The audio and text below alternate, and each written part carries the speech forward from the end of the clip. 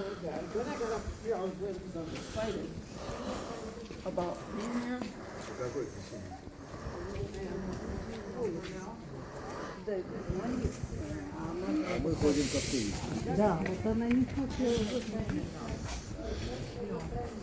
Giving me that book to read. Oh, yes. So I tell you, and there was just the three of them. I know Scott didn't read it, but Pat and I read it. Read what? Oh, The Debbie's book on Mark Hamill. Yeah. About how they did it. David, Oh. David and Karen Davis.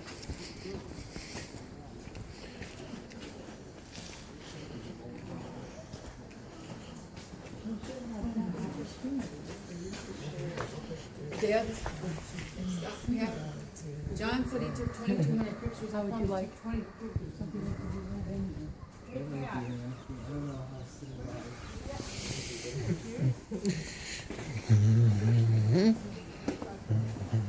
So this would have been like the ruins of where he actually, this is Capernaum. Yeah, but didn't he grow up in Bethlehem?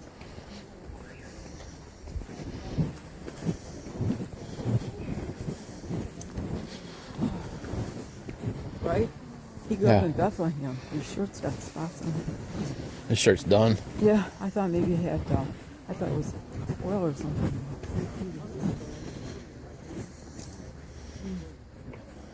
St. Peter's house, right there. Over here.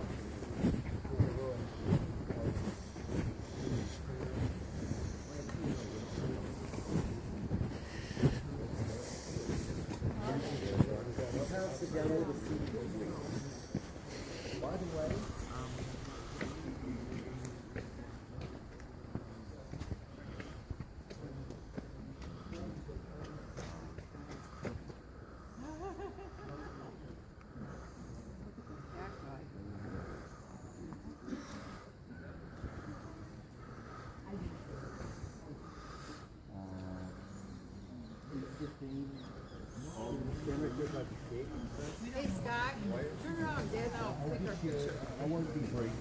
Share your part. I said I won't be brief. I will be brief. Welcome everyone to Capernaum, a very important port city from 2,000 years ago.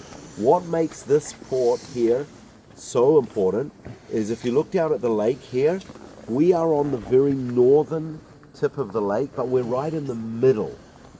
Right in the middle on the north.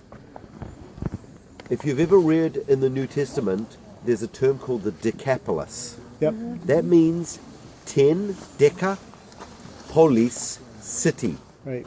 10 cities. The Romans broke up the region into 10 cities, and here was a border between west and east. So when we read the phrase, when Jesus said, let's go to the other side, he didn't just mean let's go for a nice cruise from one place to another.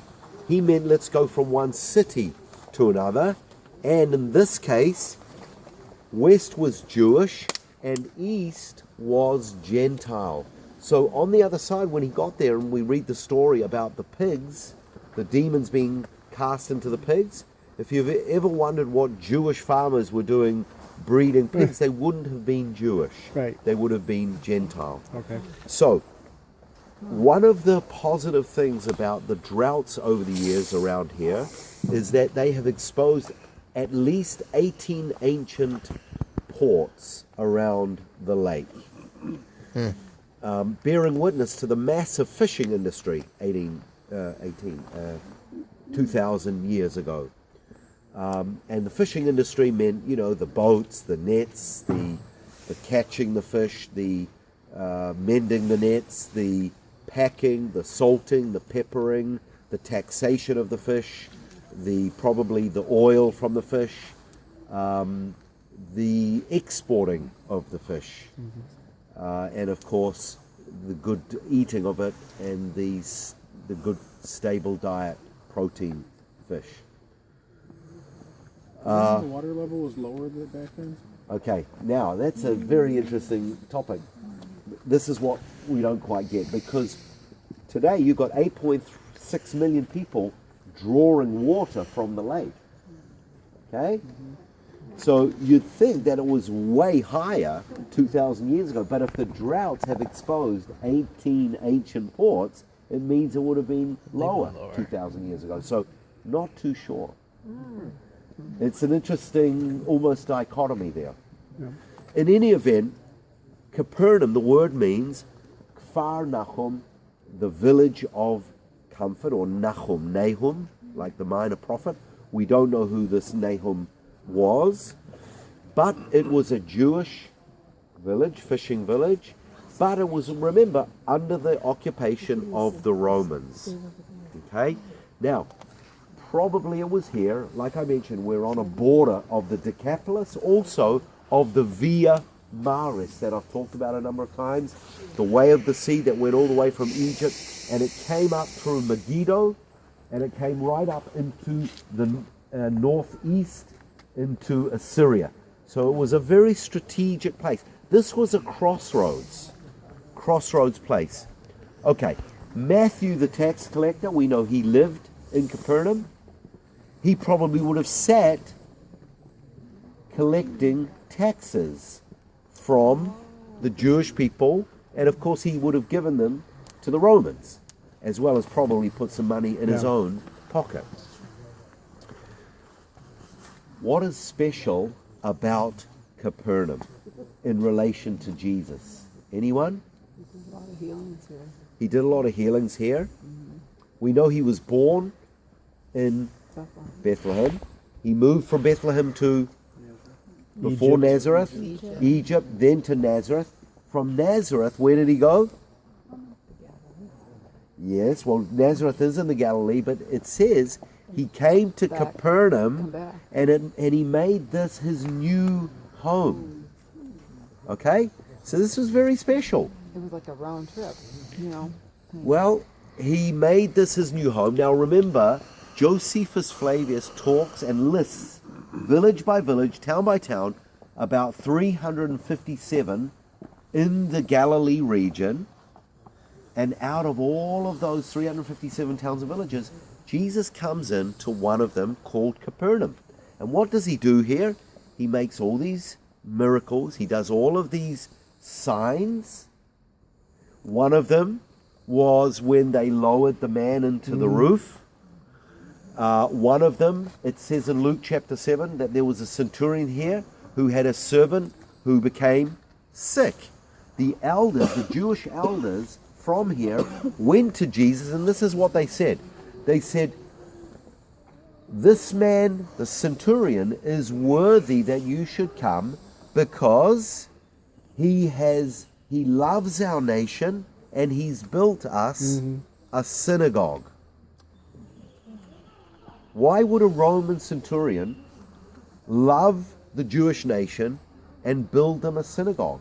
Well, in those days, there were proselytes, converts, and benefactors. Benefactors are people who identify with the Jewish nation. Okay? Who do we know in the Bible was the first convert to the Jewish religion? The rabbis say it was Ruth. Remember Ruth when she said, your people will be my people, your God will be my God. Okay, they say she was the first convert. And by the way, Naomi rejected her 3 times. She said, no, it's good that you stay here. Right. And 3 times Ruth went with her, and the 3rd time it says she clung to Naomi. And you can go through a process of conversion to Judaism, by the way, if anyone's interested. No, don't. I'm not recommending it. No. And they will put you through a 3-fold, very tough test to see if you're really willing to go the way. One of the reasons why Romans were attracted to the Jewish religion was because the Roman culture and religion, it was very amoral. There were no morals. Look at the history of Rome. In fact, that's why historians say the Roman Empire fell, because it became so immoral. Yeah. Judaism and later on Christianity attracted Romans because it touched on their consciences. That after all, we're all made in the image of God. and they wanted to latch onto something that had good morals and good values, whereas the Roman culture didn't have that. So that's one of the key things that attracted Romans to the Jewish culture and religion. What's a synagogue? The Greek word synagoga, gathering place. What did they do in synagogues? Worship, teach, Read the Torah. the proclamation of the scriptures. Correct. All of that. Jesus was in Nazareth. He opened up the scriptures, as was the custom, it says. It was the place where the elders of the communities made the decisions for the communities. Okay? Now, they prayed as well. According to the Jewish religion, what's the minimum amount of people that you need to have a prayer meeting? You're not allowed to answer. See, he doesn't let us I know. say Anyone? anything. I'm looking at you and I'm Well, like, you got to it's give not them a our answer. chance. Yeah, you're a teacher. No. Well, it says if two or more are gathered. that That's not Correct. But That's not the Before- Jewish. That's not Jewish. it's trivial. All right, I'll give you a clue. It's in the Old Testament. That's good. Book of Genesis, and it's to do with intercessory prayer. A story in the Bible, someone interceding for a particular place. What does it rhyme with? Abraham was looking for a place, and he knew by how God was leading him that No, you No. started off hot, but then you went off track. Abraham was praying for Sodom because Lot was there. Yes, Oh, he was interceding. 10. Yes, Abraham started off, and this is listen to what Abraham said to God. He said, God, I know you're going to judge Sodom and Gomorrah, but if you found 50 righteous people in the cities, would you hold back your judgment? God said, okay, I will, knowing very well that there weren't 50 people. Abraham got it, that there weren't 50, so he bargained them down to 45. God said, okay, then 40, okay, 30, okay, 20. Then finally Abraham said, God forgive me, but what about just 10? God said, okay, if I can find just 10 people, I will not judge. And God judged, meaning there weren't even 10 righteous people. But that's where we get the idea of a minimum of 10 people to pray because of the story of Sodom and Gomorrah. Now, on that issue of Sodom and Gomorrah, friends, one of the negatives about this place, Capernaum, this was one of the 3 cities that Jesus cursed. Woe to you, Chorazin. Woe to you, Bethsaida. Woe to you, Capernaum. Listen to what the Lord says. It will be more tolerable on the day of judgment for Sodom and Gomorrah For you. than for you. The question is, what evil or what terrible thing was going on here that seemed worse than what was going on in Sodom and Gomorrah? that's hard to believe, hard to fathom. I mean, there was so lack many. of faith. Pardon? Rejection of himself. In essence, that is it. But on a moral level, it doesn't equate. So you have to once again bring it into context and ask what was really going on.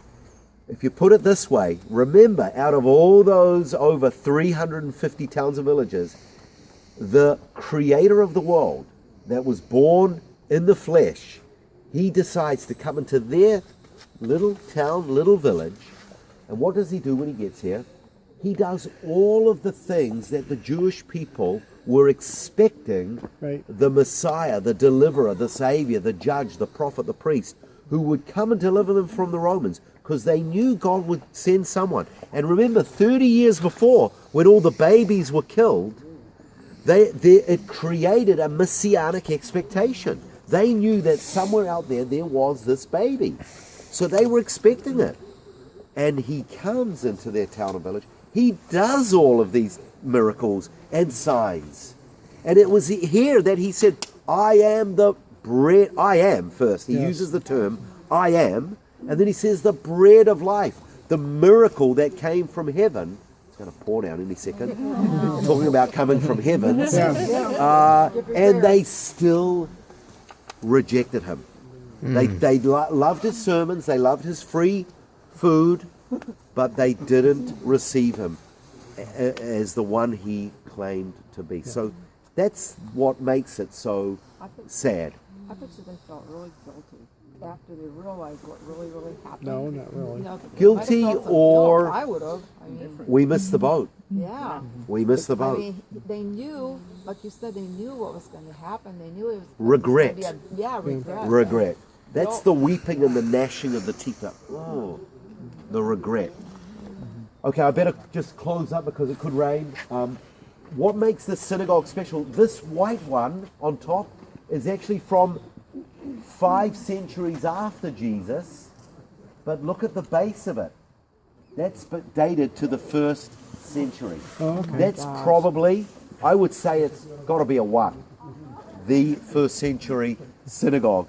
Guys, I'm not going to say much more because I believe it's going to open up any second. Have a look around.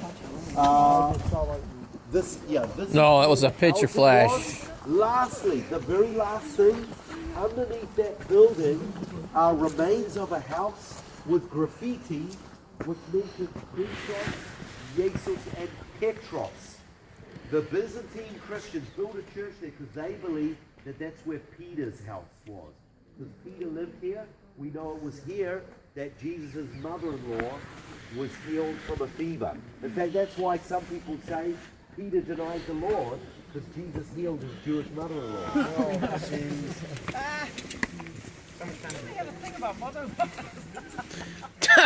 You know why? Because Mary mother-in-law Joseph. Really? Oh, okay. So I'm taking these jokes from the book that she There you wrote. go. I knew you We'll had. have Josh wait and we'll give people. It's up to you. It looks like it's really going to open up. It's your call. Okay. We can do it here if you want. What are you thinking? I think we do it. I mean, it's getting very dark. Because the thing is, if we get caught here, we get caught here.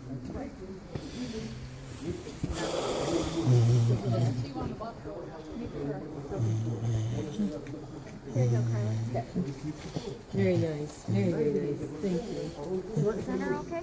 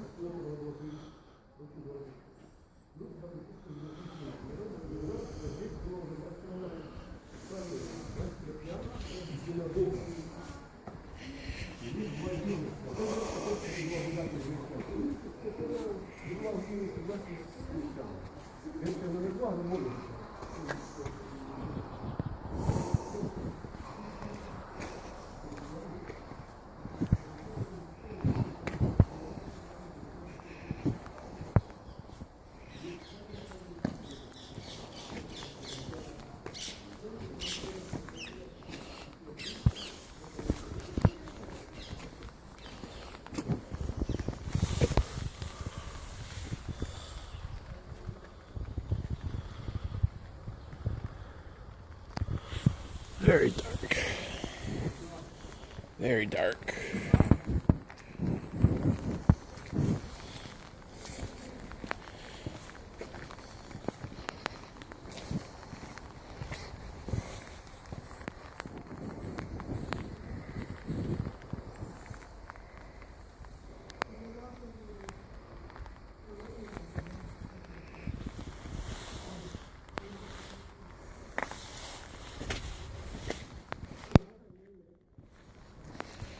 You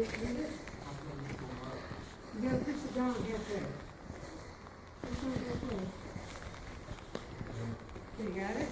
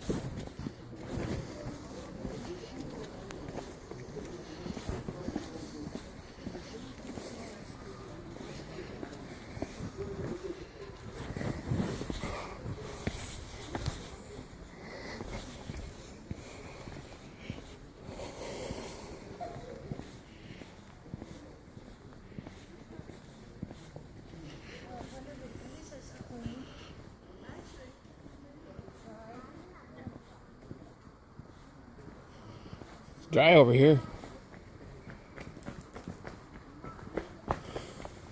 Did you leave something up there? Nope, I didn't put. Okay. Oh, I see. Derek's gonna take your picture.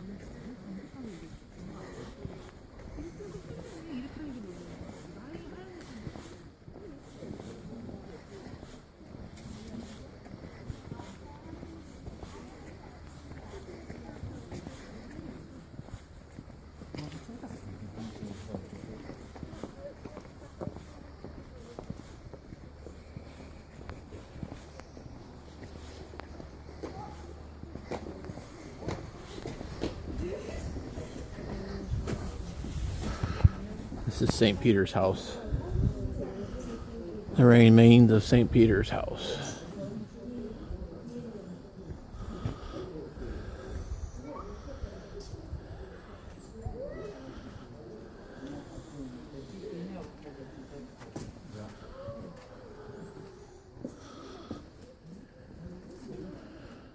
It's pretty amazing.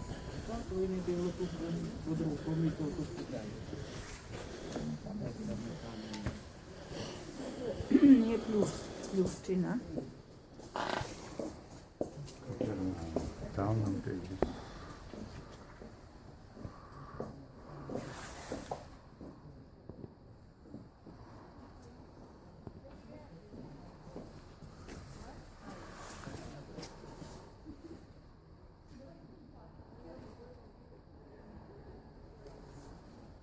Ой, яка руська церквиця там.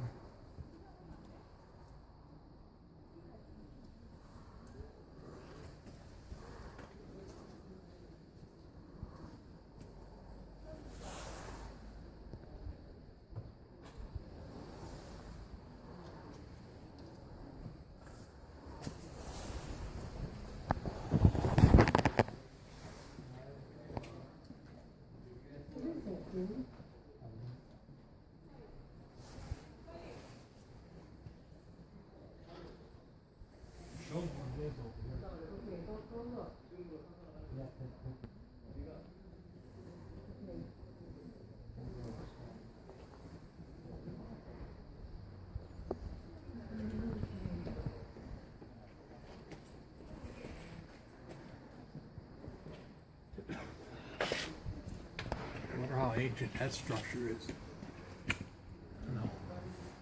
Looks relatively new.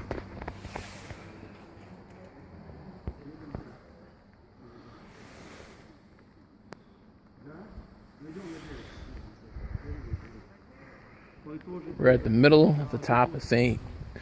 Sea of Galilee.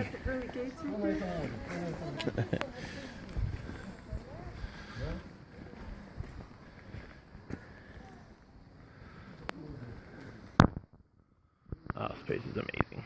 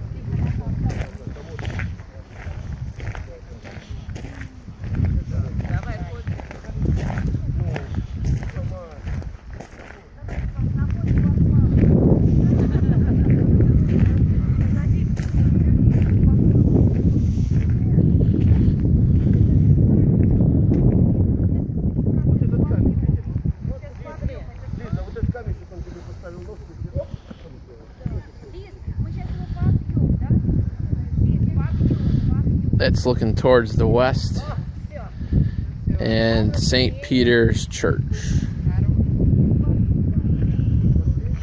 This is the Sea of Galilee looking south.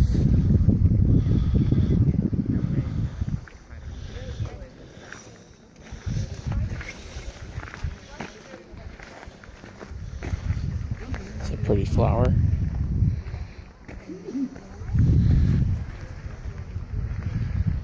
Huge cactus. The cactus is big. How big that cactus is.